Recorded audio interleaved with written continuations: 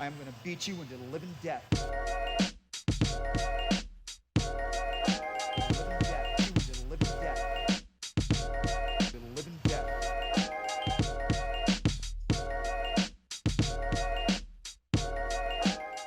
What's up, everybody? Welcome to the Walkout Network. Oh, God damn it. Let's try that again. Or you're probably just going to keep this in, right? Welcome to the Hairball Network, ladies and gentlemen. Yes. This is the type of show that we're going to have today, ladies and gentlemen. Welcome to the Walkout Network. It's your man, Ant Walker, here with the latest edition of the Living Death Show. Let's go ahead and introduce my two good friends who you know very well, but we love them so much we like to introduce them anyway. First up is the jack of all trades who has mastered them all, the senior editor of SureDog.com, the big homie, Ben Duffy. Ben, what's going on today, my man? I'm doing real well. It is unseasonably cold down here in Texas. Like, it's actually going to freeze in the next few days. So I got to bring my wife's like cacti and fruit plants and kumquat tree inside into the kitchen to survive. But aside from that, I'm doing great. Couldn't think of a better place to be this afternoon than chatting with you. Absolutely, man. And you just reminded me of something, because I don't know if you can hear that noise in the background, but I have a space heater going on in here because it's really cold in my back room. If you don't hear it, then I'm gonna just keep it running and be comfortable and not freeze myself during the show. All right, so don't want to say like the fights were exciting. All right, so of course, the man who anchors the panel every week with the stats, the facts, the figures, and the numbers, the associate editor of SureDog.com, also my good friend Jay Petrie. Jay, how you feeling today, brother?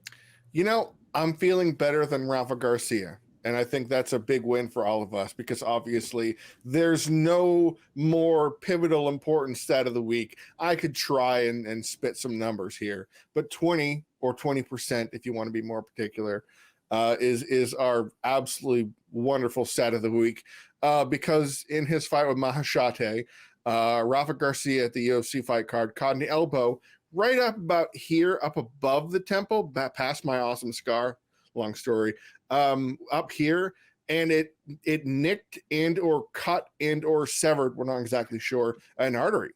And it was, you saw in the fight how Joe Daddy Stevenson, oh my gosh, Ed Bam Bam Deweese, bloody it was, that he lost about 20% of his blood from the cut and trying to stop the bleeding. So yeah, just bleed, James Ladner. Yeah, literally. Good Lord, man. That's a lot of blood. Like, that's just a massive amount of blood to spill out in such a frame of time. Right off the top, I mean, is that worse than Nick Dalby versus Ross Houston? Oh yeah, Ross Houston. Ugh. Quantity is what was so interesting, because he lost, if the numbers are right, he lost 2 pints of blood. Pints. It's not nothing. Now, granted, not all of it was spilled in the cage. Some of it was, trying to be like fixed in his hair and stuff, but because your body has right to about 10 pints, I think that's what. Yeah, something like that. We have, and that's. I don't know. The thing though that makes the Cage Warriors one worse, in my opinion, though, is like the surface of the floor. It was vinyl and not canvas. It's a whole different monster. It changes the dynamic, and then it's just like a slip and slide from Friday the 13th. Like it doesn't. It's just not a normal surface to fight on. At least the canvas will absorb the blood, and it won't become an interference on that surface, as interferes with like chokes and whatnot, because it makes the body slippery. But it's something different about literally slipping and sliding in blood. Like, it looked like something from like an 80s slasher flick. Yes. In Cage Warriors, where this looked more like it looked like that lost footage from Event Horizon, where like the old crew was just all eating each other and like sticking people's like arms up their ass and stuff. Yeah, like you could tell that terrible stuff was going on, but you were spared the real gory detail. Liberate me. Yeah, it was just a whole big mess. I mean, I think of, a lot of it is the display aspect, like you looking at it and going, having the visceral effect. I mean, that pun intended, of course, that, like Bam Bam Deweese in that, wasn't it Bam Bam Deweese in that tough fight when his blonde hair was no longer blonde and his clothes he had white shorts, I thought, or something, like he was a transformed person after that fight. And I think what really sticks it for me is that Rafa Garcia won. Usually those fighters that bleed don't win their fights. That's anecdotal. I don't actually know if that's true or not, but he won that fight. Yeah, you should see the other guy, as the common phrase goes. Yeah. Gentlemen, let's keep things pushing here. We have a main event to discuss between Jared Cannonier and Sean Strickland. Cannonier gets the split decision victory. Did we learn anything about either guy in this fight? Yeah, we learned a thing or two about them. What I learned about Sean Strickland is he is, for as high a level fighter as he is, because I mean, depending on your opinion and what he's done, you could call him anywhere between 5th and 12th in that division, based on your opinion. But he is as dependent on matchups as anybody in that top 10 or 15 because he does not make adjustments. Yeah. Like, I think of Jared Cannonier as a guy who has his bread and butter tool set. Like, these are the things that Jared Cannonier can do, but he was just much more versatile than Strickland. He came in with a good game plan, simply press and crowd the guy that's really dependent on the jab, and it was enough. And a little bit of stance switching, and that's all it really took to take Strickland out of his game. And I said on our show last week that I thought Strickland's kind of weird approach to fighting Alex Pereira was a one-off, and he should return to being this kind of underrated nullifier. But I'm not sure that's the case anymore, because he had paths to victory against Cannonier and simply didn't follow them. And like I say, Cannonier made little adjustments between rounds, and Strickland really didn't seem to. I mean, it wasn't a fireworks fight, but as kind of a nuanced, I hate to use the cliche, like chess match, it was pretty interesting. I think what I most gleaned from this fight, there wasn't a lot. I mean, let's be honest, there wasn't a ton of big takeaways from this fight. It's that of the two fighters, Jared Cannonier is the one who I don't think is completely finished developing as a fighter. And that's crazy because he's 38. Like, this is a guy who will be 39 in March. And Sean Strickland's 31, and he is an absolutely finished product. I mean, granted, he's a 35 veteran, but he is the finished product. Like, this is it. Like, you're not going to see a sudden uptick in this or that in the long term, in the the scheme of things. You may see a fight where he'll rely on his wrestling or something, but you're not going to see an overwhelming kind of fundamental structural change that you might see in some fighters that develop. They cope with aging and they fight differently or however. No, what you see with Sean Strickland is exactly what you're going to get, to the point that his poor corner went hoarse just saying throw teep kicks. One little thing, and yes, I know it's a fight, it's a little whatever, but still, one tiny adjustment that when he actually used it was effective, wouldn't deviate from his approach that he had, to the point that when you have the cliches of the stuck in first or second gear and all those, that applies completely. Whereas Jared Cannonier, I learned he can go hard, I guess is the right word, phrasing, that he can throw volume all the way to the end. Because sometimes these big, heavy power punchers, they'll put everything into it. Like in the first round, he was trying to knock out Sean Strickland. In the 5th round, he was trying to knock out Sean Strickland, and he was still able to to muster that. And I am surprised by that, and I'm glad to see it. But I think that this was the ceiling fight, if you will. I think that's an excellent way to put it. Like, I was struck by one, like you said, Cannonier's ability to keep things going to the distance. Like, I didn't think I'm not totally surprised that he did continue to have the power output, because power, even if you're tired, is usually still there to some degree. But he still had speed. I mean, he still had accuracy. I mean, he was in the 5th round, he was still landing very well. And that was his best round, I thought. I thought so, in numbers and in landing quality. I think he was very effective at varying his offense. Like last week, I pointed out the leg kicks being something to consider, and he was very, very effective with those leg kicks. But at the same time, looking at Strickland, was like, wow, this guy is so durable. He didn't really change up much of what he was doing, but man, he was in there to take every single shot with a smile.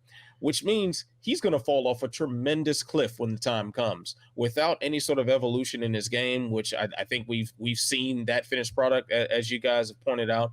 I think also, too, the fact that he leaves so much in the gym with his very well storied hard sparring sessions and, and just going balls to the wall in every spar. Like, this guy's going to fall off of a cliff very, very hard. And I don't think it's going to take very long for him to reach that point, considering how many fights he's had and how much he leaves out there. Because imagine Strickland without the level of durability that he showed on Saturday. Those leg kicks, he would Cannonier landed something like 15 in the first round. Yeah. Like, you're probably not going to walk too well after that. Especially not a game that's relying on a jab, which means you've got to stand heavy on that lead leg. His chin was available and open all day long. Anyone else gets absolutely floored within 2-3 rounds. I think with what Cannonier was having to put on. I'm excited to see what Cannonier does next, but I'm honestly kind of lukewarm on Sean Strickland's next fight. I think we can say that he's not going to get a title shot unless there's some sort of very strange circumstances through injuries or weird timing that bumps him up unexpectedly. So he just gatekeeper status until the chin cracks is what I'm thinking. But at the same time, depending on matchup, they throw him in there, and I'm just throwing out a name here, not saying this would be the matchup, but they throw him in against like a Derek Brunson type, and he just makes Brunson look silly for like 3 rounds or 5, just because, he's able to keep him on the end of that jab. And all of a sudden, it's wow, is Sean Strickland the top 5 guy, even though he's the same guy. Yeah. And that is a really interesting place in the order, is that you don't have to question what version of so-and-so is going to show up in the cage, as we so often do. Is Cannonier going to use the leg kick frequently? And he did to great effect. I actually noticed a small limp at the end of the first round from Strickland. He poker faced it well. He was able to keep his wits about him. But you can look at the matchups and you can plot pretty much how they're going to go. Like, you can see if he takes on Marvin Vettori, how it will play out. And that's unusual, because you're a fight game. You can go, well, it's a 2-tiered outcome. I could see Vettori getting the takedown, or I could, but you can look at these as, okay, this is what Sean Strickland's going to do.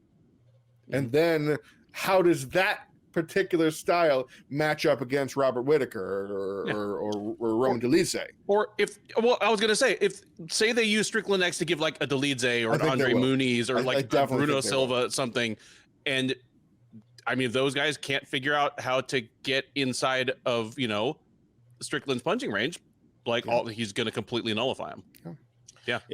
I think the UFC is probably going to match him up depending on what they want to happen with the other guy. You know what's surprising though? Sorry to cut you off, Ann, is speaking about Muniz, they're making him fight down.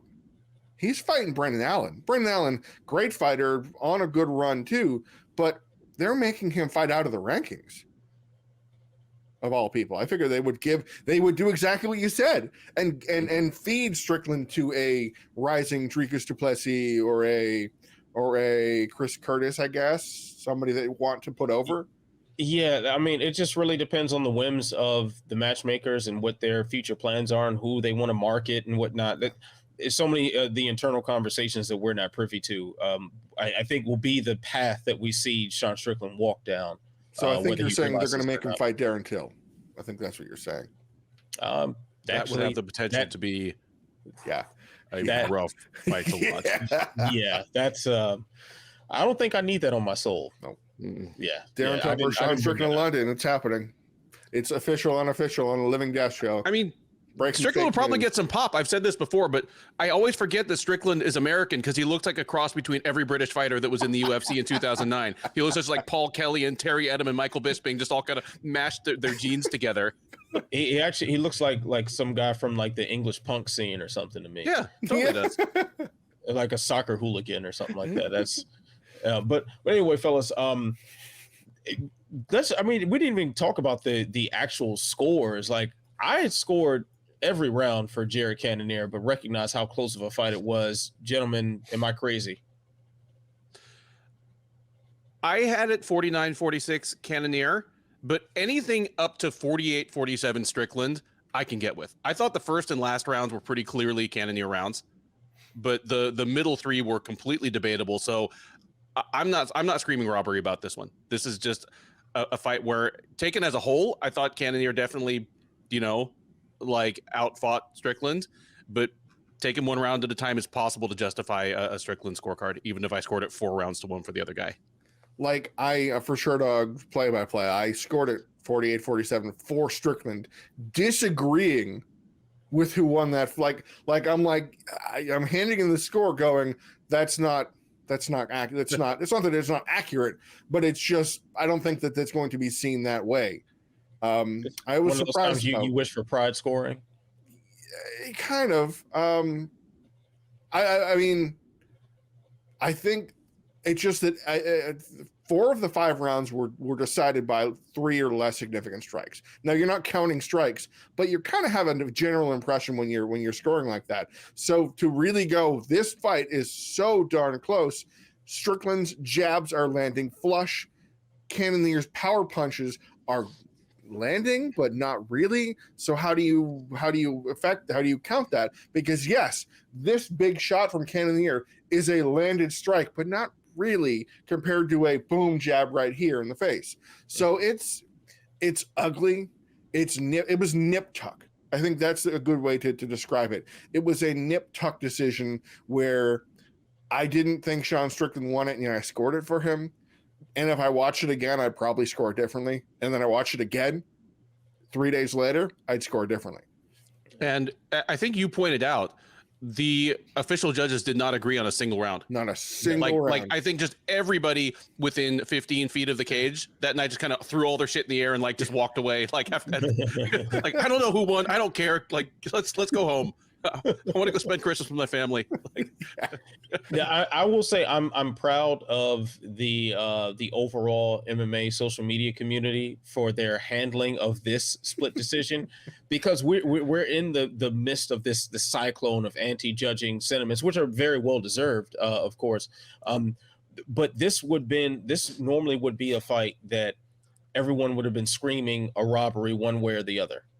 Yeah. And this would have been like, oh, this is fixed, this is rigged. No, this was a very, very, very close fight. And everyone who knows anything about the sport simply cannot agree to what happened on Saturday. And I think that's a fair place to leave it.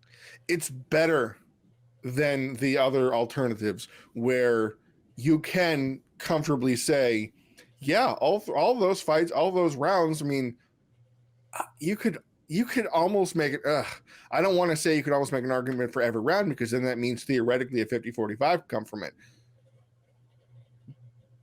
But you could argue 49-46 for Strickland. I wouldn't necessarily feel it, but it's one of those fights where the best part about it, it's just over.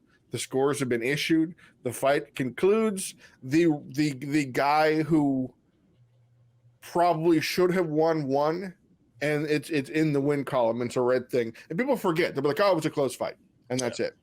And as technical nerds, like, we can marvel over certain little things in there, but this was not the most aesthetically pleasing fight in the world. This is not something that I think we're going to be revisiting. This is a fight that I think like a year and a half from now, depending on wherever Cannonier is in the middleweight rankings, and like, we're going to go back and try to tape study. Like, oh, that's right, I forgot this happened. That's a really, really interesting point that I'm going to ask Ben. You do the preview shows for Sure Dog. Yeah. When November rolls around, Sean Strickland has a fight with somebody. Will you need to tape study this fight? That's actually, you're about to touch on a really interesting point, because there are certain fights that are like this where I will rewatch this fight the next time Jared Cannonier fights, but not the next time Sean Strickland fights. Yeah. Okay. Yeah. That's good point there. I like the way you think, because the tape study, like, leading up to preview shows, like the times I did what was the name of the Sure Dog show that TJ would do before the fights? The round table, table, round table. Yeah. So like, whenever I was on the round table, like the amount of tape study to do with certain fighters, and you look at their Fight Finder page, and you just see decision. Like, yeah, this is one you see that one and be like, I gotta watch this again. Well, to all those watching, if for some reason you are needing to tape study and or review the footage, the play-by-play coverage is very, very thorough on Sherdog, and you can read about the fight and you will get exactly how it played out. It's like the Cliff Notes. Yeah. Well, what I do is I throw it on Fight Pass on that like times 2.0 speed setting. Oh, yeah. I play the Benny Hill theme in the background. Keith Peterson flipping out all over the place. All right, fellas. Well, let's keep things pushing here. We had some action in the lightweight division in the co-main event. Arman Tsarukyan, he got a decision over Damir Ismagulov. Yes, that guy. Do you think Arman is he a guy who's going to break the top 5, or do we think we've seen his ceiling? I am never going to say that we've seen the ceiling of a 26-year-old fighter, especially one who already has such a complete skill set and is so athletically gifted. The question is going to come down to, is he at too much of a disadvantage against taller fighters, just bigger fighters? Like, he's a small, compactly built guy, and there's room for that. I mean, Michael Chandler is one of the greatest lightweights of all time, and even now on the backside of his 30s is still right there competing with the very best fighters in the division. But I think I said the same thing about Ilia Topuria a week or two ago. In the 145, 155, 170 pound divisions, if you ask me if fighter X is a future champ, I'm taking the field every time. They're just too competitive. Yeah. But I am as high on Tsarukyan's upside as any of the newcomers to the top 10 over the last 2 or 3 years. Like, I think he's a sensational fighter and is likely to keep improving. Jay, let me throw one at you.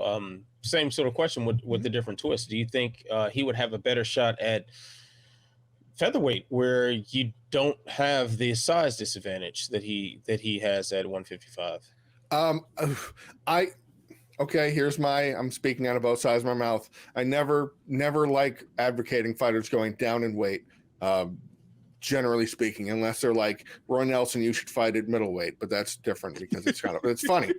But we're talking Arman Tsarukyan and what he brings to the table. How many fighters in the top tier of light or of featherweight do that or can handle that? Not as many as you think. Like this, like Josh Emmett, capable wrestler, but not smothering, ruin your life, make the next 25 minutes miserable wrestler. And you go down the list, there aren't really fighters like that, because Arman Tsarukyan is not a lay and pray wrestler. He is a chain wrestler with active attacks, always moving, always advancing. It is the good kind of a smothering grappler, because you have very different kinds of grapplers. You got the ones that position over submission and position over anything. Well, yeah, Tsarukyan is that too, except for A, he's going to hit you, and 2, he's going to keep moving, and he's probably going to get it. Now, what he did to Damir Ismagulov was extremely impressive, but then I think of what happens at the ceiling that he hit when he couldn't do that to Mateusz Gamrot, when he couldn't do that when Islam Makhachev did that to him. And I think at featherweight, he has a very clear path to top contention.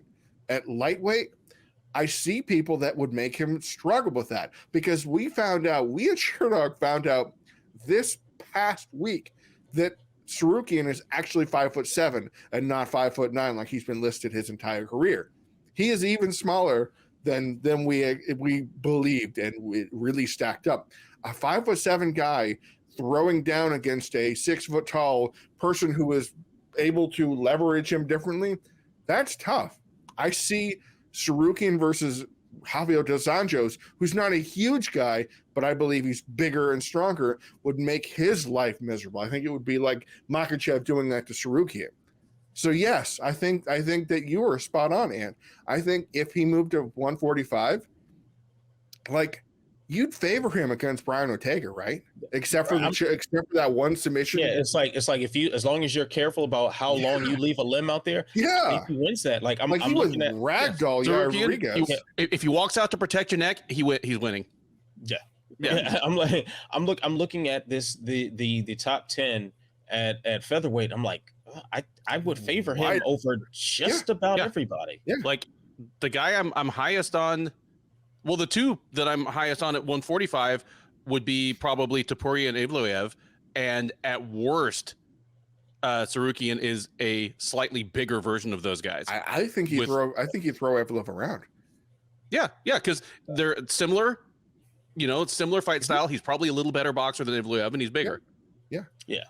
And I think too, like while his grappling is what everyone really thinks of, like he's a solid striker too. I think solid enough to make other strikers really think twice, and you factor that in with his ability to chain wrestle, and that is like you put him in front of a Giga Chikadze gets tossed around quite easily. I think I think Yair Rodriguez struggles against that sort of fighter. I think while maybe he doesn't land that flush takedown on Josh Emmett, I think he boxes him up pretty easily. There's if he moves to 145, man, he is a nightmare for those guys if he can safely make the weight. If his performance isn't compromised, that's where I think he really would shine. Because against the top 155ers, they'll stonewall him. Like Dustin Poirier can get taken down and ragdolled, but you have to be Khabib.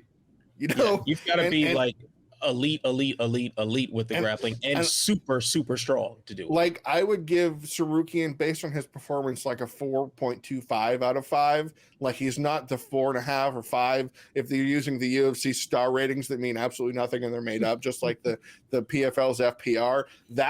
So I could see him running into Justin Gaethje and maybe getting Gaethje down once, but then Gaethje hits him, kicks his leg, something like that. So it's the bigger matchup. So you go, I don't like that. But at 145, and I'm in. All right. Look at that. I'm so proud of myself. I made Jay smile. I feel like I've accomplished something today. Well, let's turn to another topic that made me smile. Gave me some cause to cry as well, but man, it was exciting while it was going on. Drew Dober and Bobby Green had a sensational fight. Drew Dober with a come from behind victory to finish Bobby Green in the second round. As far as Bobby Green is concerned, do you think this is going to be a turning point for him?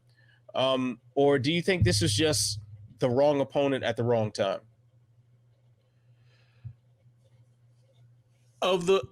I picked Green to win this fight.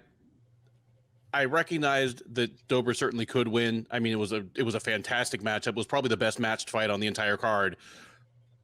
But if you were going to tell me that Green lost, this wasn't the way I would have pictured it. Like the last person to just really nuke Bobby Green with a single strike was Dustin Poirier. Yeah.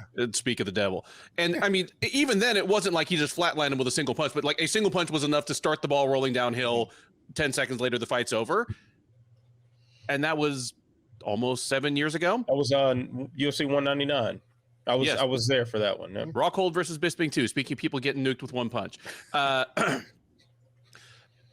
need to see his next fight. I mean, for a 36-year-old man to get lamped like that, we have to know, was this just Drew Dober doing the thing that Drew Dober does, or is this the beginning of a decline for Green? Because I think in terms of his in-cage performance, like his just being mentally present and putting on his best performance, this was Bobby Green. He looked great.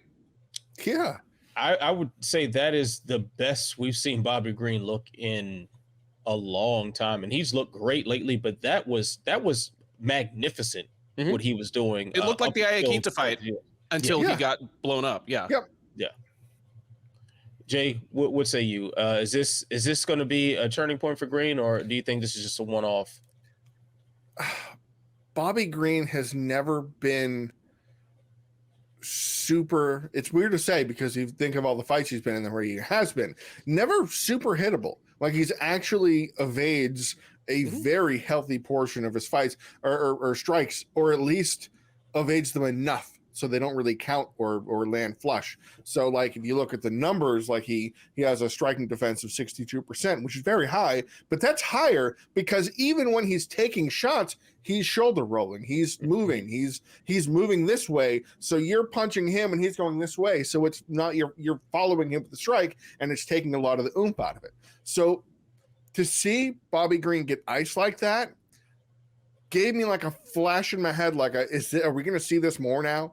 Are people going to just walk him down and walk through his agile stick and move and go right at him and hit him? Can people do that? Because Drew Dober is becoming known as a guy that does that. Like, think of the Terrence McKinney fight. He went through a meat grinder, came out the other side and flattened McKinney after a rock'em sock'em fight.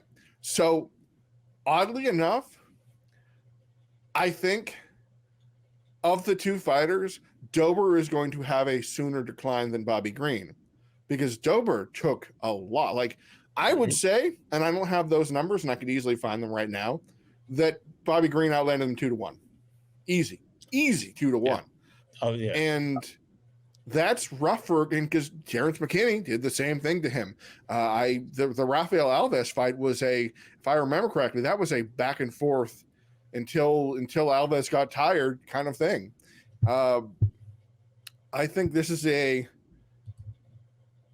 Dober is going to run into the brick wall before Bobby Green does, even though Bobby Green got lamped, if that makes all the sense. Oh, that makes all the sense in the world because that's exactly what I was thinking. Like, Bobby Green has taken so few direct punches throughout his entire career, and this guy has had a long career. He fought an affliction. If we want to know how old he is, he's been there. He's been there for a long time and competing at the highest levels. I don't remember too many times where this guy was getting beat up, but so much. And typically, when we've seen someone, but with the exception of the Poirier fight, if I'm remembering this correctly, most of his true defeats have been like mental lapses. No. Like that's a Barbosa fight. Too much showboating and not exactly like throwing back. Yeah. But he didn't necessarily take a lot of damage in that. And then like the Makhachev fight and who else did the Thiago Moises fight he won. Like and the Fizio fight was right down to the wire. Why I'm trying to think of what it was. Some wrestler that totally stonewalled him. Makhachev just did that to him, and no, he beat Pat Healy. That's Trinaldo. But Trinaldo, I mean, most of that fight took place on the feet. Yeah, it was like one other grappling thing. I mean, he just kind of got Guida. Both of them clash into each other, and that was maybe that's what I'm thinking about. But like, this is a guy who hasn't taken a lot of punishment, and he looked impressive up until he got caught by a guy who's known for absorbing a lot of damage to Elisa. The amount of punishment that Drew Dober had to take to land those knockout blows was massive. Like by the end of the first round, his face looked like he had just gotten into a car accident. Yeah. And Green wasn't even throwing his hardest. He's just landing perfect, accurate pop shots. Like, that is a dangerous man. I think it's very important that he takes some time off. That he takes some serious time off and make sure his brain is healed up before he jumps back in there. But I think he can continue right where he left off from the point right before the knockout blow. I'm concerned that he's going to go and take the Malarkey fight because I like to say it like that because Jamie Malarkey is he lost whoever he was supposed to fight in Perth in March or so, and I could see Bobby Green slotting in to try and get back. I don't know if that would. I think that's a little too soon for a knockout where Bobby Green's asking him what happens. And then, but here's the thing I like probably the most about that fight is Bobby Green out, KO. Like there's no hey bad stoppage. No, this is thank you Keith Peterson because this was all the way over. And he gets up and he's like, oh man. And then he goes over and it's like, you got me. And he's like hugging him and he is almost happy that he got knocked out because he was having so much fun until the knockout. And even then he wasn't mad. He wasn't anything. He didn't even regret it and be like, oh no, I made a mistake. It's you got me. Which I liked. I very much appreciated that whole end of the whole fight. Bobby Green is a treat. Yes. Yeah, that whole everything about that fight was fantastic. Yeah. So, all right, fellas, let me go ahead and get the clock ready because we've got quick hits on deck. I'm gonna put 10 seconds on the clock. Make sure we got the sound up, and I will start with you, Ben. What will Amir Albazi have to do to break out as a top contender at flyweight? Win one more fight. I mean, he destroyed Alessandro Costa on Saturday, but he had been scheduled to fight someone like, I think it was like Brandon Royval or something. I mean, that was going to propel him into the top 5 right there. It'll just need to wait another 3 or 4 months. All right, well said. Jay, you're up next. Were you shocked to see Mamed Khalidov beat Mariusz Pudzianowski? Yo. Yes and no. Like, it's seriously, dude, just go watch that whole sequence. That's all I gotta say. Just go watch it. Like, I know I'm disrespecting the clock for a very important reason. The way that Khalidov threw a man 60 pounds heavier than him with a muscle power-based technique to finish the fight in a thing that Pudzianowski does to people. This is a guy who takes like kegs full of lead and throws them into buildings and stuff. And Khalidov throws him and finishes him. Are you kidding me? Please carry on. That was... So man, I was watching the UFC at the time doing play-by-play, had this on the other screen going, oh my... what just happened? Yeah, I know you were watching that one as it unfolded. Yeah. Like, the Khalidov, if Khalidov goes to strongman competitions and then starts winning those, like he will have done the reverse Alex Pereira. I do love that he really showed that he was not an oversized middleweight all those years either, because he weighed in at 206, and I have the feeling that his shorts were soaking wet. Yeah. To even be over 205 and be like legally a heavyweight. He did the Dan Henderson Fedor thing. Seriously. Yep. I just wish that he had landed one of those undercuts that we loved so dearly when Puig was face down. I my heart was beating out of my chest. I'm like, oh, because when when they clinched up, who do you think has the advantage? Yeah, it's just like when that goes to clinch, you're like, yeah, the strongest guy, he's probably going to win this one. And he did, and they were up against the cage, and it was, oh boy, grueling. I'm like, oh, he's going to get him down, he's going to sledgehammer him, and then Khalidov turned the tables and threw him. Yeah. I kind of had the flashback to Cormier twirling Josh Barnett like pizza dough. Oh yeah, like, it's like, yo, I can't believe I just saw that. All right, Jay, please. I'm going to ask you a question. You saw the Bruce Leroy fight, right? Of course. Oh, what a fight that was! The head kick was a thing of beauty. He's 34 though. He's 34, which is crazy to think he's 34. Alex Caceres feels like he's still 27, but he's 34 years old. He has won 6 of his last 7 fights. Can he become a top 10 guy, or is the ship long since sailed? I think he can become a top 10 guy, but I don't think he does much with a top 10 ranking. I think the matchups are going to be too difficult, too wrestling centric for him to break the mold. But man, what a sensational knockout. Like, I'm going to disrespect the clock for just a second here to marvel over this knockout. It was the extreme version of what Leon Edwards did to Usman. Like to throw one punch to lead you to slip to one side into the kick. And like the way Leon did it, it was very, very smooth and very very subtle. It's like he just got that slight read, and then he doesn't throw that jab. I mean that cross out there, or the right hand out there, and throws a head kick behind it. Or maybe that, no, he did it the other way. I'm thinking about the way I do it on the bag because I'm right-handed. But anyway, but like for Bruce Leroy to extend it as far as he did and use that extension to then turn the hip over and whip that kick around. Oh my Lord, that was a thing of beauty. I know, Jay, as a karate black belt, you had to be going crazy over that. I am comfortable saying it is a knockout of the year contender. It's not going to win, but it was how is it possible to be fluid and yet completely disjointed? Like he was over here and then whips the shin up. Like you've seen Wonder Boy Thompson when he fought Dan Stitchin. Yep. It was a similar type of setup, but the way Caceres sold out all the way, Arosa had nothing. He was looking over here. This was better than the magician's, misdirect. This wasn't even look over here. This is I'm striking, and Arosa's like, oh yeah, he threw too hard. I'm gonna get him.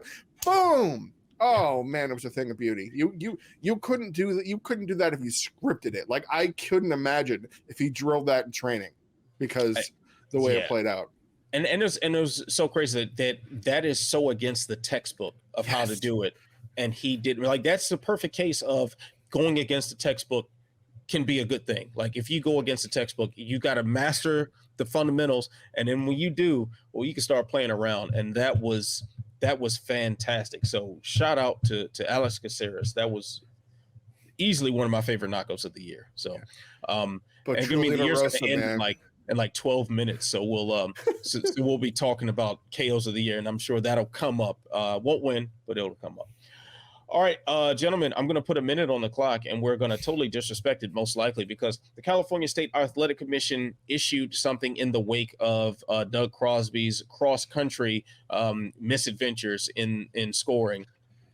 They have said that if you work an event anywhere other than Vegas, you cannot within that, or like Arizona and Washington. I think did they modify that because the way they reported it was just Vegas. Very, very specifically Nevada was what it was originally stated from Andy Foster. But I imagine I hit up Josh Gross about this and asked, like, is this like, I imagine this is going to get amended. And, Andy Foster's a guy who tends to be pretty flexible and reacts in the proper ways to a lot of things. So I imagine they're going to revise that for Arizona, New Mexico, Oregon as well, depending on where in California the next event is held. But anyway, they are not allowing officials to take these cross-country trips to work in their state.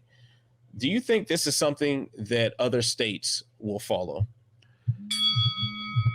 I think this is kind of toothless, honestly. The actual wording, it doesn't say that you can't. It says you may be removed from your assignment. So it's still at the discretion of the commission, apparently just leading right up to fight night. It specifically excludes Nevada. And the problem isn't travel. The problem that night was Doug Crosby.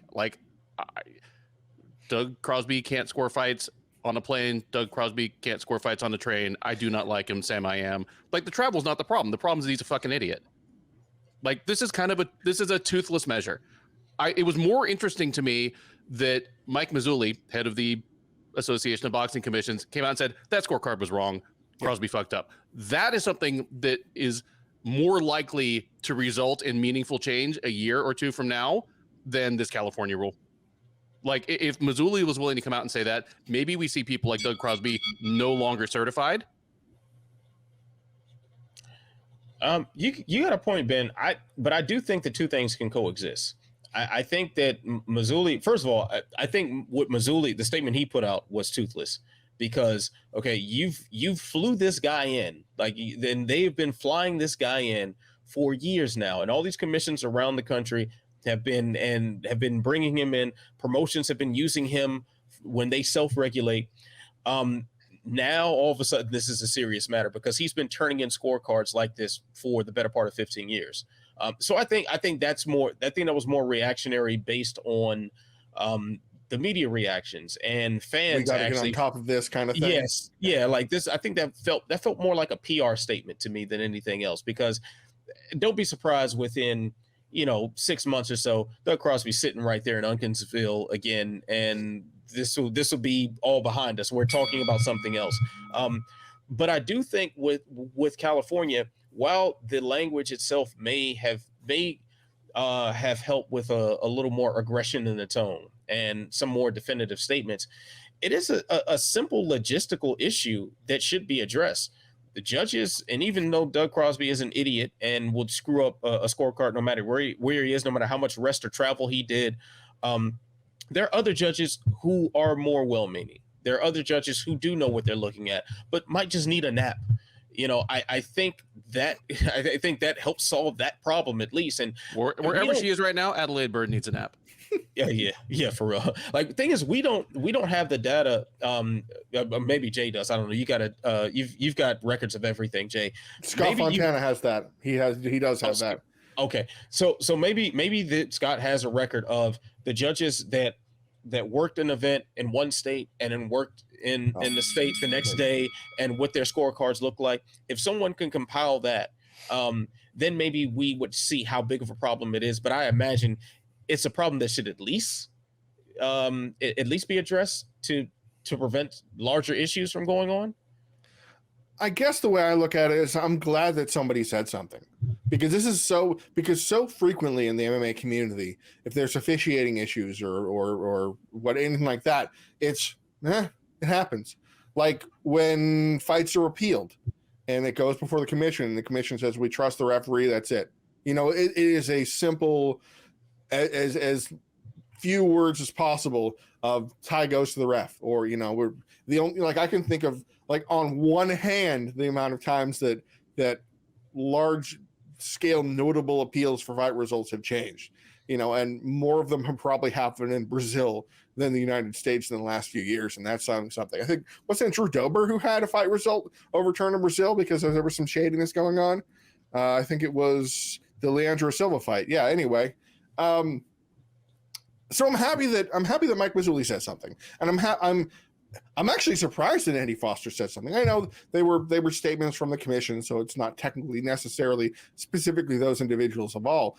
That Foster said something unprompted is where I was most surprised. I'm like, California?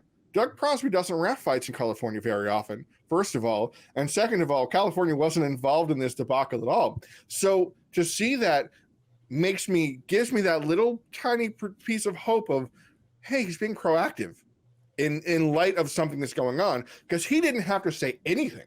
Nobody would have looked to Andy Foster to go and say, Andy, what do you feel California's stance on this? Wouldn't matter. It was Connecticut and Vegas. So that in itself was interesting. However, the statement itself, first of all, it's a memorandum. So unless I'm completely off on my understanding of the regulatory policies of the California State Athletic Commission, it's non-binding, because it's not in codified. It hasn't been written into the statutory languages, hasn't been voted on. I don't believe there's anything like that other than a recommendation. And Duffy is spot on when he says that the language says may be removed from the assignment if you're booked in California and a distant state. Now, practically, I think the goal was for them to say within California and a destination within a day's travel or so. Like, if you're driving more than 6 hours to get there, it's too long, or something like that. If you're flying more than X hours, it's too far. It was at least that was the legislative intent, in my understanding, so that you didn't have a large buffer of travel after a full night of work, and then you're going all day to fly across the country, and then you're working that night, and all you got to do is stop at the airport bar and have a couple beers with John Morgan and then fly away, that kind of thing. So it's a tough situation that these commissions have, and it's tougher because the high-level judges, judging doesn't pay a lot of money. And so to take away, if there's a major promotion running an event in the East Coast and there's a major one in the West Coast, UFC going to Florida and Bellator and Englewood or the Forum or something like that, Well, that's going to be a tough situation when both promotions ask for the top judges, and by top judges, usually it's the most experienced ones. They're not going to ask for Marcel Varela. They're going to ask for Sal Diamano, which you love him or hate him. Actually, not a bad judge statistically. He's just very active, so you hear his name. It's like referees screw up. The referees that do it right, yeah, Chris Towney does it right 9 times out of 10. He screws up, you think of it, but you go, oh, he did the rest of the fights. Poor Herb Dean got crucified for like 3 bad stoppages. Meanwhile, he's refereeing every main event and everything like that. So it's a lot of perception issues. It's a concern how they're going to limit how judges operate all the way across the board. The time has been thoroughly disrespected. I surrender my time to the speaker, and I thank you for your patience. Just like, if I may have 30 seconds to rebut, I want to point out once again that Crosby's worst scorecard on that weekend was the one before he traveled. Right. And the one after he traveled, he wasn't the only one with that scorecard. Right. The problem is not travel. The problem is sucky judges. Oh yeah. that would solve the problem with major promotions requesting the top level judges. If there was a better system of training judges and certifying them, and you just get more people that know what they're talking about and know how to properly enforce the rules that are on the books, then it does. If you want this guy, well, tough shit, because he's not available. You've got one of these other judges that we train and knows what they're doing, and this is who's going to judge your event. That would solve that problem right away. If we had stronger states' rights, a more decentralized central government, more of a confederation than a federal government, like Connecticut could have picked up Crosby's passport and not let him leave the state, at all, and that would have prevented, him, at least, like, the virus couldn't have spread that weekend. It would have contained that. That's what I want. Yeah. This is now that the states' rights it is not the states' rights. What I'm actually, there's a 1% curiosity I have of the extension of the LA Act, which could theoretically make things like training and judicial judge systems and ref systems more centralized, which I actually would like, for one very important reason. Mandatory training of officials should be the case across the board. It should be. It makes all the sense in the world. You should know what you're doing if you're going to be doing this kind of job. I was trained in the AP style before writing news, because otherwise I wouldn't know what the hell I'm doing. All of the other things that I've been trained to do over the years, I was trained first. Some of these judges have been trained, but they may have been trained a long time ago. Maybe they're trained in a state and they're trained in Connecticut, which is different than California, which is different than New Jersey, which is different than et cetera, et cetera. So I think better judges, better pizza. Wait, no, it's a different thing.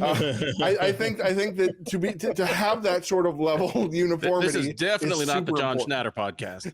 Fuck that dude. Well, you were going states' rights, so I was just following up on that same. I mean, John Schnatter probably doesn't even call it the Ali Act. He calls it the Cassius Clay Act. Like, that's how much of a dick he is. All I'm saying is the judges need to be trained universally and unify the profanity-laden unified rules. Unify them, make sure that you don't have to adhere to different things. That's a whole different thing for different. I mean, I just so many wanted obstacles. To, take this time to lean further toward the right wing and support Elon Musk. So anyway, let's here's a copy just for that. Here is a copy of his link tree right here. You'll see it up on the page. If I put a link to any other social site, done. It's a wrap. So I can't even promo this show. All right, fellas. Let's keep things pushing to the greatest title segment in all of media history. I'm Not Surprised, Mr. Falcons, where we share something that surprised us or ironically did not since we last met. Jay, I'm going to go ahead and start a minute timer for you here. And we are going to jump into yours first. Sir, would you please do the class a favor and share with us your I'm Not Surprised, Mr. Falcons moment this week? I'd be glad to, because there was a circus in town in Thailand this past weekend. Now, it was tape delayed, so we knew some of the things that had happened. If you paid attention, you could see the results. If you looked on Sanchai's Instagram, you saw this and that, so you already could have known what happened. but it was an adventure. It was a spectacle.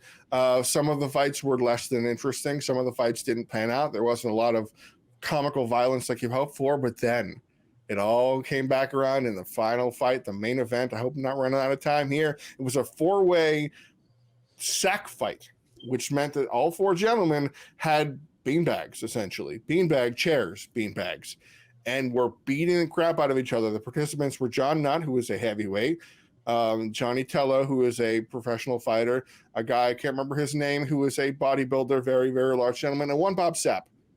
And they proceeded to beat the ever-loving everything out of each other. One of the guys got knocked out of the ring.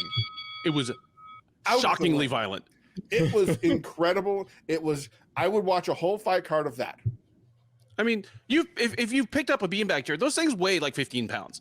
Yeah, and this is Bob Sapp swinging one at you hard. This isn't ha ha ha ha. No, this is I'm going to break your bones. Like, so that's the hardest I've seen Bob Sapp try to hit something in probably 15 years. So you have a showman in John Nutt. You've got a pro fighter. You've got the bodybuilder, and then you've got the guy who's all of them in one. Yep. Forming like Voltron, 350-pound Bob Sapp. And he is ripped, by the way. This is Uber Bob Sapp 7.0 again.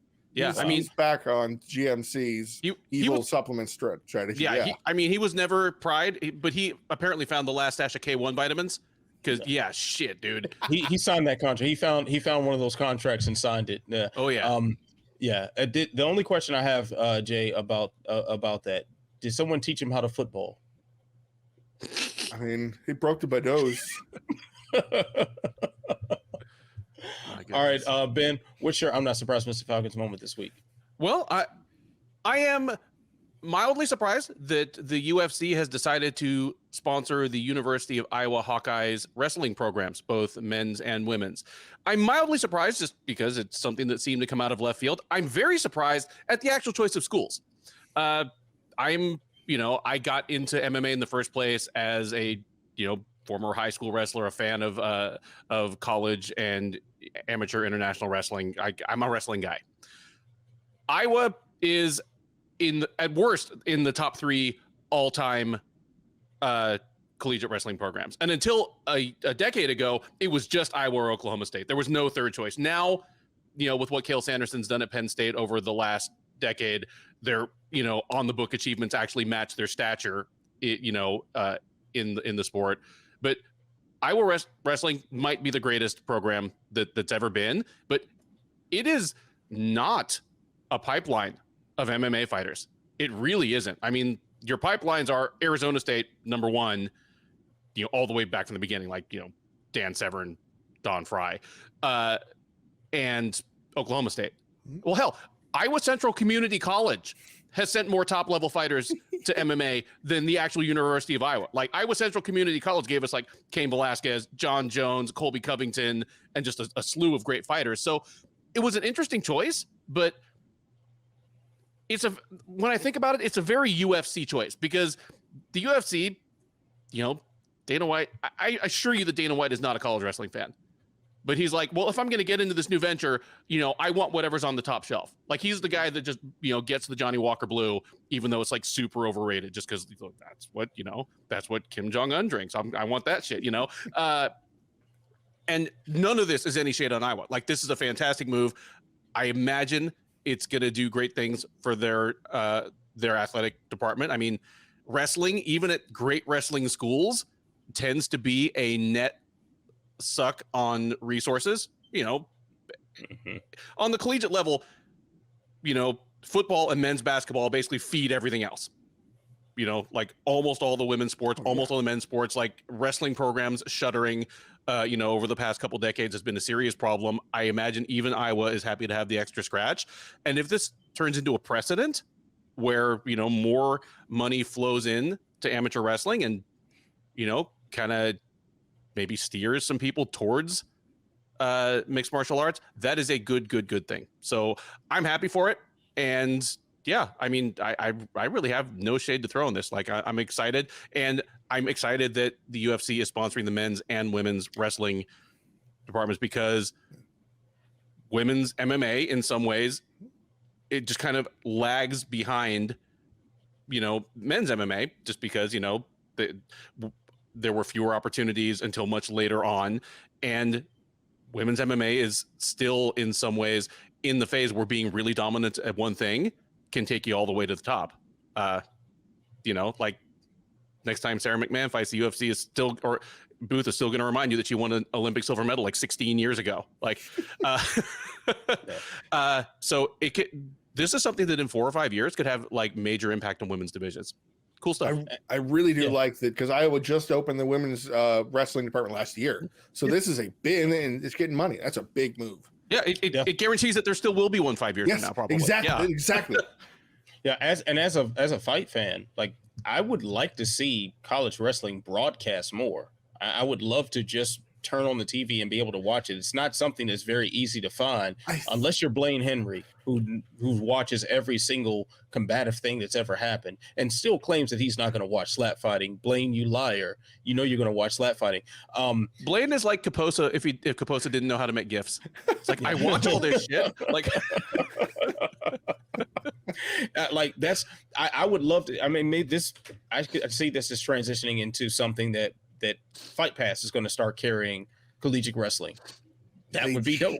They just did last month in North Carolina. The very first thing was like Battle of Bragg. It was a wrestling, wrestling event. I think it was like Fury, like Cage Furies, Fury, their fighters wrestling. versus like, and that would be perfectly in line. That we're on brand for Fight Pass. It's something that college wrestling programs certainly would need. The schools would need to help fund and whatnot. And speaking of, just a side note, just speaking of like how football and basketball kind of fund every other athletic endeavor at most colleges.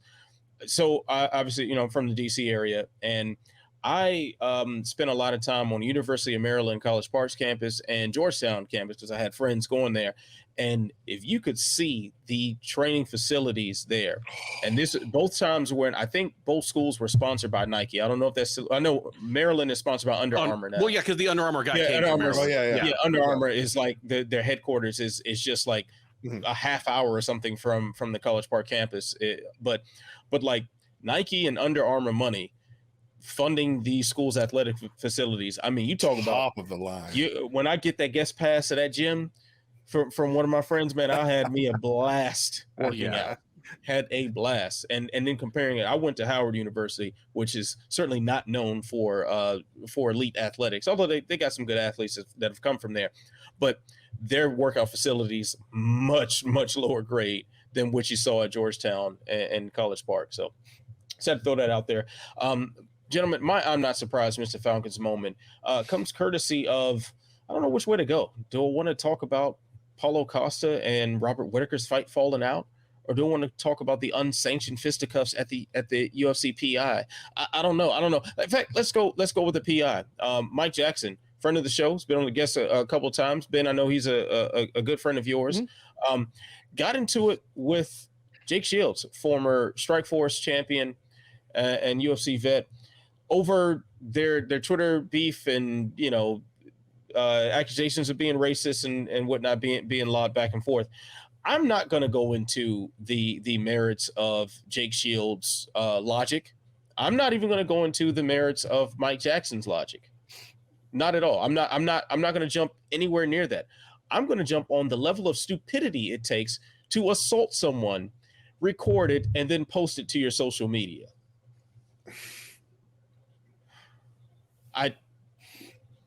I mean, come on now.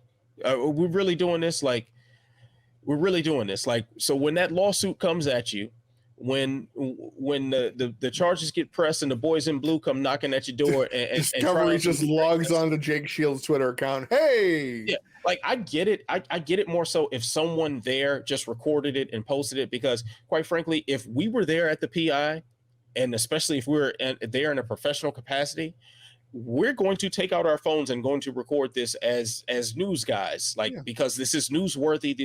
These are two mixed martial arts veterans that are having a street fight, or literally, if we're to believe Mike's account of it that he gave to Mike Bond at MMA Junkie, that he was pretty much jumped and assaulted. Yeah, he was jumped. Like, that's a newsworthy thing going on at the UFC Performance Institute. So we're going to record it. However, if I were to record and upload it and I post that all over the internet, I'm not exposing myself to any criminal or civil penalties for said actions in the video, Jake, but you are. So let me reiterate something that I put on Twitter when the first thing I thought when I saw this. Jake Shields has to be one of the dumbest people that has ever been involved in this sport. And that's saying a lot because there are a lot of stupid people in the fight game. So it's stunning. And what just underscores it all is that there is a cage literally 3 feet away from them and presumably gloves. It's the UFC Performance Institute. There's a wall of gloves. As long as you stay away from the stairs, it's a place where you can safely like solve your problems. Yeah, you can sign the waiver, which you probably got to sign the waiver to go in there and train anyway. You could just do it there. Like I don't know. Did you guys watch the interview that Mike Jackson did with Bond? Only no, I need to. Yeah, I watched most of it. It's pretty silly that the person who did that uploaded the end result of it to expose himself to all sorts of legal trouble that just not worth it. It's just not worth it. It's legal if you lace up your gloves and go in and take your shoes off and go in the cage. You can legally fight somebody and call it training.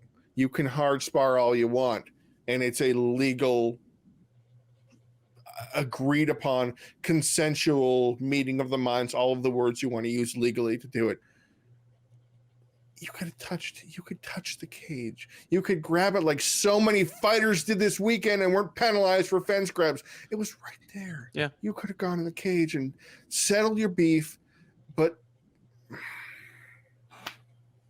no, like, I mean, and I'm not saying like I condone this or think this would have been a great idea either, but if Shields was just like, oh, I finally got this loudmouth dude where I want him, I'm going to make him like man up or shut up, and just called him out right there, hey, we got a cage right here, and see what Mike says. Yeah. That casts it in an entirely different light. But 100%.